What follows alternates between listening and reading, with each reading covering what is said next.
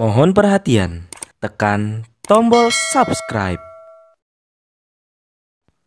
Terima kasih atas perhatiannya.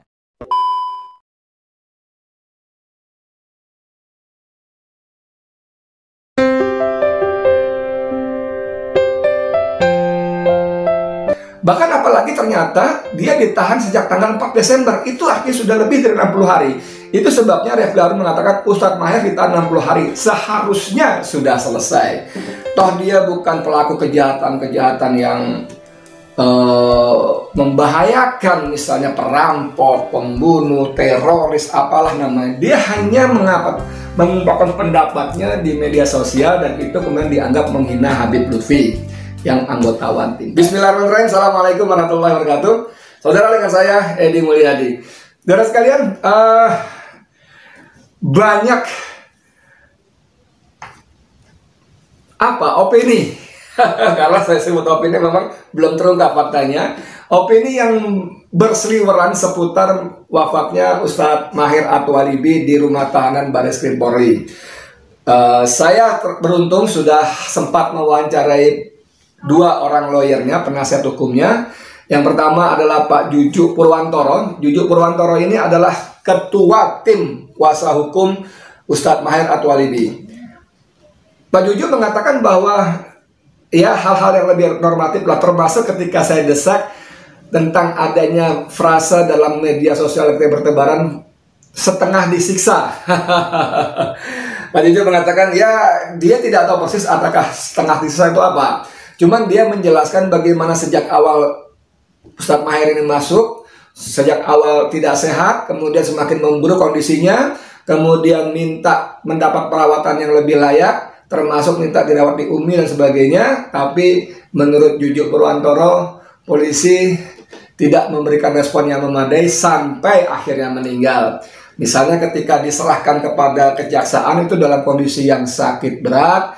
Bahkan dalam perjalanan pun Ustadz Maher tidur, tidak sadar, tidur bukan pingsan, tidur maksud saya, menunjukkan bahwa kondisinya sangat lemah. Yang kedua, saya wawancara dengan penasihat hukum yang lain, yaitu Novel Bamukmin. Novel Bamukmin ini gaya bicara lebih ceplas-ceplos, lebih apa ya? Bukan vulgar, lebih lebih straight ya, gitu gampangnya deh ya. Misalnya dia mengatakan ini sangat kuat diduga Maher At-Thalibi ini memang sengaja dihabisi oleh penguasa. Sengaja dihabisi oleh penguasa karena perlawanannya yang terus konsisten terhadap kekuasaan yang dinilainya zalim. Ya kan begitu kalau kata Novel Bamukmin. Bahkan Novel Bamukmin mengatakan bahwa tewasnya Ustadz Maher di rutan Bareskrim itu merupakan pesan yang dikirim oleh penguasa untuk aktivis ustadz ulama HBP yang lain.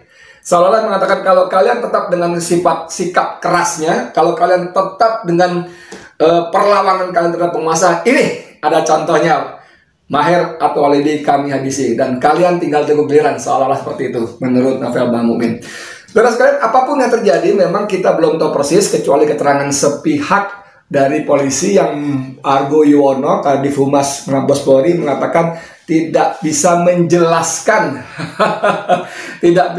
sakit apa karena menyangkut nama baik keluarga korban. Ini juga kalimat ini juga memicu kontroversi yang luar biasa sekali. Yang dimaksud apa gitu loh? HIV, AIDS misalnya kan gitu kan? Kalau memang itu yang terjadi, harusnya kan orang ini sudah ODH, orang dengan HIV AIDS kan gitu, sudah ada perlakuan khusus. Tapi apapun lah itu, sebagian kalangan terutama aktivis Islam menganggap bahwa kalimat Argo Yuwono yang mengatakan tidak bisa dibuka penyakitnya karena sensitif menyangkut nama baik keluarga, ini merupakan bagian dari upaya penggiringan opini seolah-olah Ustadz Maher ini menderita penyakit yang ya tadi terbatuk menyangkut soal nama baik keluarga tadi.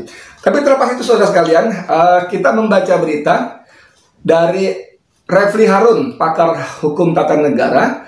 Dia termasuk yang melihat ada hal yang harus dituntaskan dari tewasnya Maher di rutan Bareskrim ini, ya kan? Berawal dari upaya Komnas HAM yang juga ingin mempertanyakan kepada Bareskrim tentang hal ihwal meninggalnya Ustadz Maher. Walaupun setelah peristiwa rest area kilometer 50 tol Jakarta Cikampek yang berujung pada tewasnya 6 anggota Laskar FPI, kepercayaan publik juga permasalahan terjun bebas, terjun gitu ya. Tapi apapun lah, Refli Harun mengatakan soroti kasus Ustadz Maher yang meninggal di penjara. Refli Harun titik 2, Presiden tidak boleh menyepelekan hal ini, ya kan? Tadi saya lupa sebut juga, Novel Bakmumin juga akan membawa kasus ini kepada lembaga-lembaga negara, khususnya kepada Komnas HAM dan DPR. Jadi menurut Refli, mengatakan begini Refli, fakta pertama adalah tahanan meninggal di rumah tahanan. Ini sebuah fakta yang tidak bisa disepelekan, karena ini isu sensitif HAM. Kalau seseorang meninggal dan ditahan di dalam tahanan yang belum diadili, maka ini tanda tanya besar apakah di sana ada pelanggaran HAM atau tidak, ujar Refli. Iya. Ini pakar hukum tata negara yang muda, santun saya kira, walaupun tidak lepas dari bulian para buzzer yang sungguh-sungguh menjadi sampah peradaban. Tapi Refli mengatakan bahwa Presiden sebagai penanggung jawab utama kelola negara ini, kata kelola negara ini tidak bisa menyepelekan. Kata Refli Harun lagi bahwa mestinya dengan sangkaan melakukan ujaran kebencian dalam medsos karena Ustadz Maher yang terkait dengan Habib Lutfi, harusnya Ustadz Maher tidak mendapat perlakuan yang sebegitu keras, ya. Bahkan oleh sebagian orang sebegitu zalimnya di penjara. Bahkan apalagi ternyata dia ditahan sejak tanggal 4 Desember. Itu artinya sudah lebih dari 60 hari. Itu sebabnya Refli Harun mengatakan Ustadz Maher ditahan 60 hari. Seharusnya sudah selesai. Toh dia bukan pelaku kejahatan-kejahatan yang membahayakan, misalnya perampok, pembunuh, teroris, apalah namanya. Dia hanya mengungkapkan pendapatnya di media sosial dan itu kemudian dianggap menghina Habib Lutfi yang anggota One Team Press. Nah, saudara sekalian, ini hal-hal yang membuat kita merasa teringat kembali bagaimana Undang-Undang ITE itu benar-benar digunakan untuk memukul lawan politik penguasa. Ketika hal yang serupa dilakukan oleh buzzer atau pihak-pihak yang berlindung di istana, merapat ke istana, maka semua laporan tentang Undang-Undang ITE ini nyaris diabaikan. Saudara sekalian, inilah yang terjadi di negara kita, bahwa meninggalnya Ustadz Maher ini benar-benar tidak boleh kita sepelekan. Benar-benar kita semua rakyat Indonesia harus membuka mata lebar-lebar, memasang telinga yang dengan sangat baik dan melakukan kerja-kerja agar hal ini bisa diselesaikan secara adil dan transparan, akuntabel, bisa dipertanggungjawabkan. Tidak boleh lagi kita hanya bisa menerima informasi sepihak dari kepolisian. Apalagi seperti biasa penyakit polisi seperti yang sebelumnya pada kasus kilometer 50 tewasnya 6 laskar anggota FPI, Yusri Yunus, ya, Kabak Humas Polda Metro Jaya mengatakan akan memidanakan siapa saja yang berpendapat Laskar FPI tidak bersenjata api. Wih, gila nggak? Jadi dia bikin press conference, wartawan diundang harus menulis seperti apa yang disebutkan. Alasannya, yang mengatakan bahwa Laskar FPI tidak bersenjata api itu menyebar hoax.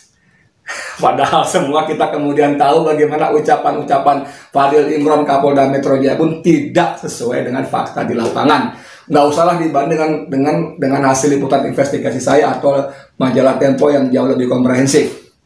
Dengan ucapan sesama polisi saja, dengan rekonstruksi polisi di kilometer 50 saja, banyak yang tidak sinkron. Nah, Argo Yunus juga kemudian dalam konteks ini mengatakan akan memidanakan yang menyebar hoax seputar wafatnya Ustadz Maher.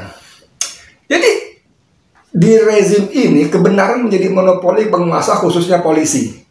Orang-orang mereka yang berbeda pendapat dengan polisi bisa diancam dengan pidana karena dianggap menyebar hoax. Padahal Mohon maaf dengan segala hormat kalau kita mengutip Rocky Gerung bahwa penyebar hoax yang paling sempurna, produsen dan penyebar hoax yang paling sempurna, ia penguasa. Dan itu bukan kata Rocky Gerung saja, fakta di lapangan juga begitu. Saudara sekalian, kita masih menunggu bagaimana babak akhir ini, bahwa ini benar-benar tidak bisa, kalau kata Refli tadi, tidak bisa disepelekan. Dan Presiden Joko Widodo sebagai penanggung jawab tertinggi pemerintahan harus memberi perhatian yang penuh soal ini. Terlampau banyak nyawa melayang sia-sia, dan kalau bahasa asalnya unlawful killing, ya, dibunuh di luar hukum, extrajudicial killing, ya kan, seperti itu yang terjadi di negeri ini. Kita masih ingat di Solo ada Ustadz Siono dijemput oleh polisi, masih hidup, segar bugar, pulang tidak bernyawa. Dan untuk itu Busro Mukodas, pimpinan pusat Muhammadiyah dengan timnya melakukan investigasi segala macam dan menemukan bahwa Ustadz Siono tewas karena penyiksaan yang sangat kejam. Nah, apakah Maher At-Thalibi ini meninggal karena diracun seperti spekulasi yang banyak beredar? Kita tidak tahu. Sebetulnya kalau saja keluarga khususnya dan penasihat hukum timnya sependapat dan meminta Ustadz Maher untuk diotopsi jenazahnya, mungkin bisa lebih terkuat. Tapi kita tidak tahu. Cuma beberapa hari yang lalu Novel Bamumin mengatakan sampai saat ini keluarga belum memikirkan untuk mengotopsi Ustadz Maher. Nah, dengan kerja-kerja seperti itu, mudah-mudahan misteri ini bisa terbuka dan kita publik rakyat mendapatkan informasi yang terang benderang, yang transparan dan bisa dipertanggungjawabkan. Demikian dari saya, Edi Mulyadi, untuk Forum News Network FNN. Assalamualaikum warahmatullahi wabarakatuh.